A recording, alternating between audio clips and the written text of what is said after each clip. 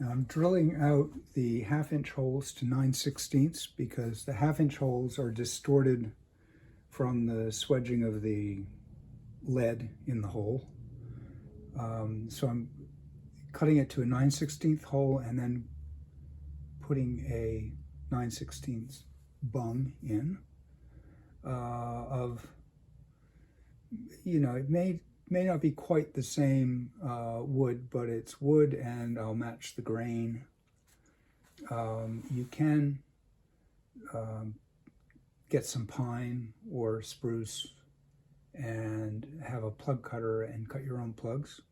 But anyway, these bungs come nicely sized, and I'm using a 9/16 face cutting end mill. It's very stable and it doesn't want to twist the work.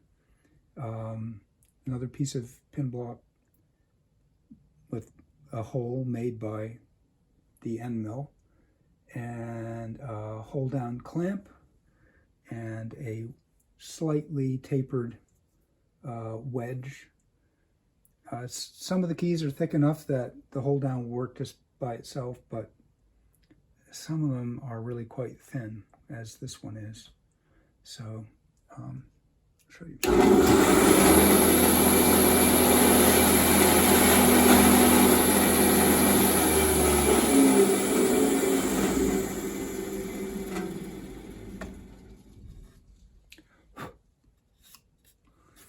Yeah, it does a very nice job, and it will be a nice clean repair, and it goes pretty quickly, particularly for just these few keys.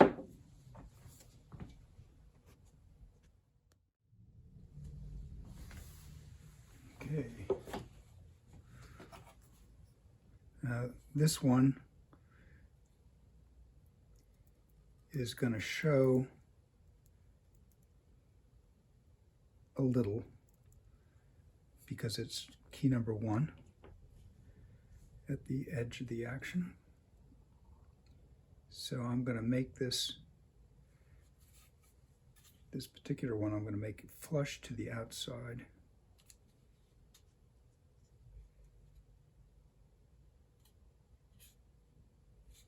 And it doesn't quite go all the way through the key, but that won't matter on the inside.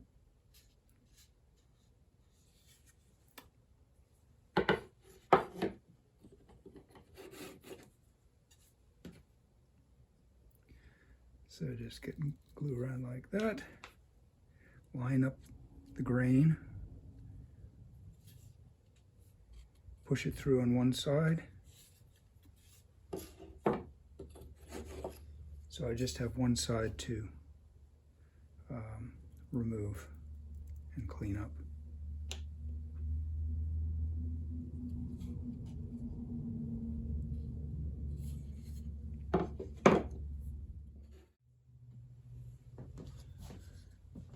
Okay, I'm just going to take off the nibs.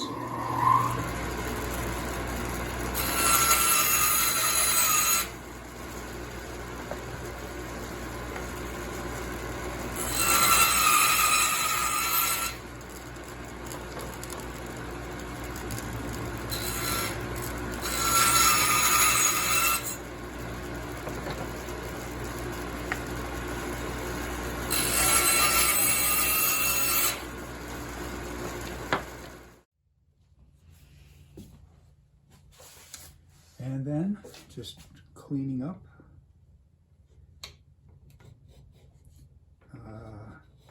Start slowly and you get the feel for the grain direction.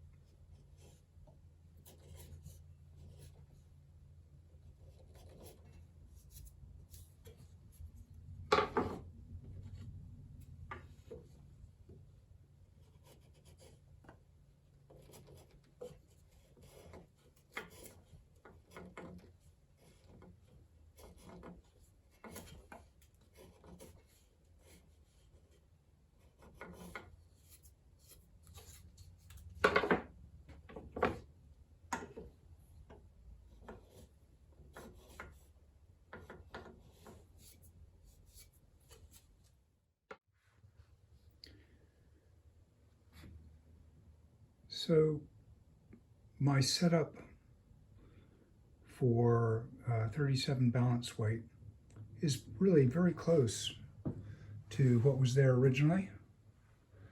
All those zeros represent keys that were spot on. However, all of those gaps represent keys that were not spot on. And of course, some of the ones that are listed as spot on were actually had lead removed and plugged.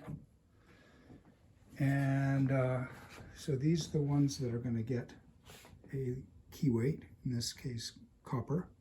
And you can see there's a plug, and the weight is on the inside of it, plus it's lighter than the lead. Some of the keys,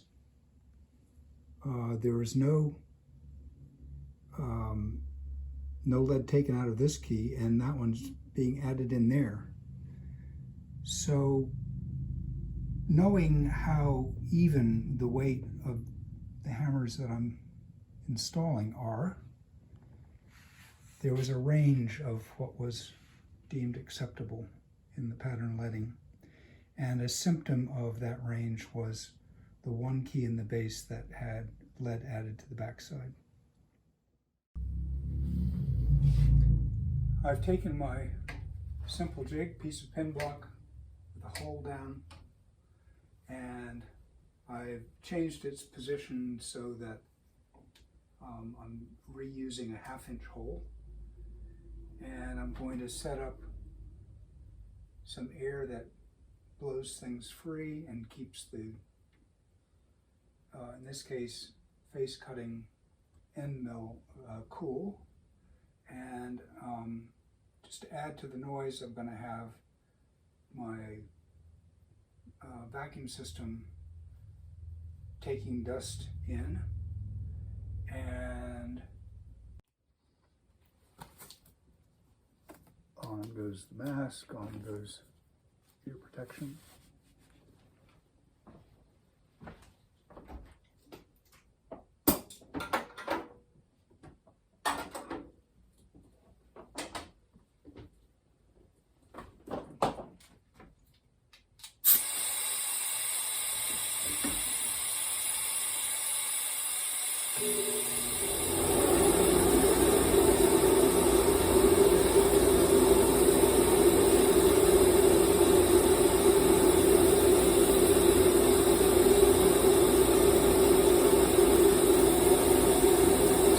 Top mark. And I know as I took the piece off the keyframe,